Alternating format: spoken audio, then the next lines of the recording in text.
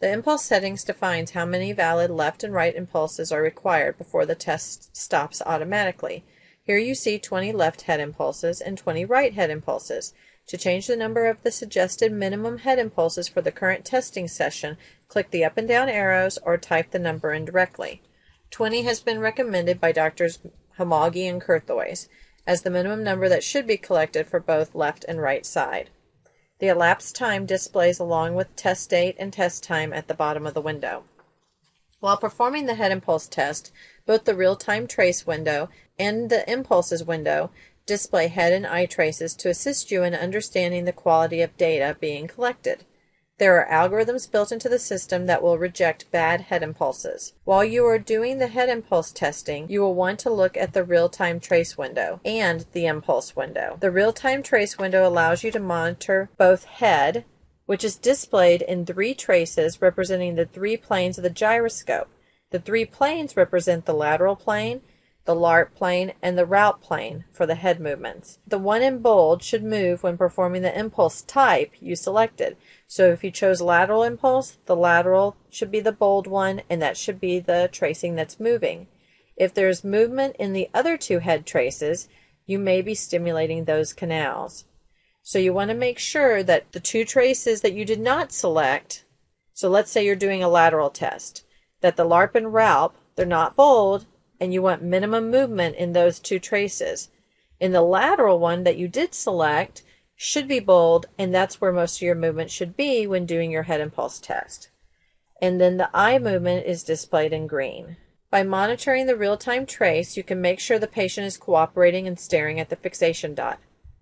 Also notice the feedback system. This indicates if the head impulse was good or bad. Green light is good, orange light is not good. If the head impulse is poor, the software indicates why. Down at the bottom it'll say whether it was too slow or too much overshoot.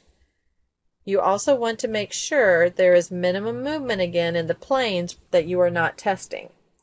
The impulse window helps you perform good head impulses. The gray training lines represent the shape of the good head impulses at a variety of velocities. And remember, the shape is different for lateral versus LARP versus route. So the shape changes based on the test type you chose. Positive velocities represent leftward head impulses, and negative velocities represent rightward head impulses. The actual head and eye traces are superimposed on top of the gray training lines. The eye trace is always represented in green. White dots display along the y-axis to indicate the velocities of impulses collected. Remember, the sweet spot is 150 to 200 degrees per second. Comparing the actual traces against the training lines helps you ensure that the tester performs quality head impulses and that only good data is included in the analysis.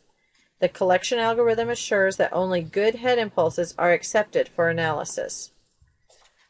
When performing the head impulse, you want to make sure it is randomized. Perform multiple velocities and randomized left and rightward movements. You want to make sure the patient cannot predict which direction and what velocity the head impulse will be performed. Touching the goggles or the goggle strap while moving the patient's head can result in moving the camera, which produces artifacts in the collection data. Again, it is important the goggles are strapped on tight and do not move during testing. Standing behind the patient, place your hands on the top of the patient's head well away from the goggles and the goggle strap. Ask the patient to stare at the fixation dot. For lateral head impulse, perform the head impulse by moving the head abruptly in a very quick motion like a kick. The tester should imagine a target point about 15 to 20 degrees to the right and left of the patient's head, straight ahead of them.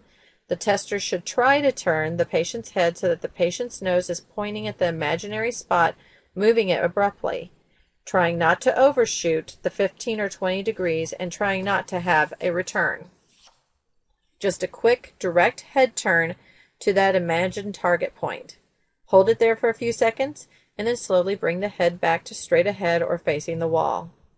The key bit of feedback for the tester is that the movement should be precise. It should go up and come back to baseline with very little overshoot. Look at your head impulses and compare them to the training curves. The head impulses should be presented in an unpredictable manner and direction and at varying velocities. After each head impulse is performed, you should look at the impulse window and see if the head impulse you perform matches the training curves. Note how the head movement, the orange line, matches the gray training curve. Also note the white dot indicating the velocity at which it was performed, and whether the head impulse was accepted or rejected. Again, if a poor head impulse is performed, look at the feedback system to see why the impulse was rejected. Was it too slow, or did it have too much overshoot? You want to start with lateral head impulses if you've never done head impulses before. Perfect your lateral head impulses and then start doing LARP and RALP. LARP and RALP head impulses are a little more difficult and will be covered in a separate video. The system automatically stops when the minimum numbers for left and right impulses have been reached. To manually stop the test, click Stop, data collection is saved, or click Cancel, data collection is not saved. The data is automatically analyzed and displayed in the 2D analysis window. Let's look at some of my first head impulse results. Here you can see the differences in results from practice. These 3 sessions took about 10 to 15 minutes, and by watching the training curves, instant improvement. Look at the head velocity in trial 1, especially on the left side. They did not align well. Same in trial 2, but in trial 3, both the left and the right velocities align quite well. Now let's look at common mistakes. Here is an example of a head impulse that was performed too slowly. Notice that the tracing is broad and does not match the training curve. In this second example, the head impulse was performed at the correct speed, but the return was too quick. After performing the head impulse, you need to hold it there for a few seconds, and then slowly bring the head back to straight ahead. Regarding analysis of the data, this video will not cover understanding head impulse analysis. I refer you back to the manual or to the analysis video. We want to make one more comment regarding data collection. The analysis algorithm evaluates the good head impulses and ensures that the patient was performing the task appropriately. For example, if the tester performs a good head impulse and that data is saved, but if the patient happened to blink or be looking around during the good head impulse, the analysis algorithm then discards this data as not being valid. Therefore, in the analysis section under the Info tab, you see the data was collected as well as the data that was actually analyzed.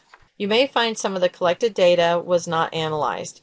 There are 2 algorithms to assure that good data is collected. And if you need a little more help learning how to do head impulses, I suggest you watch the More Tips video.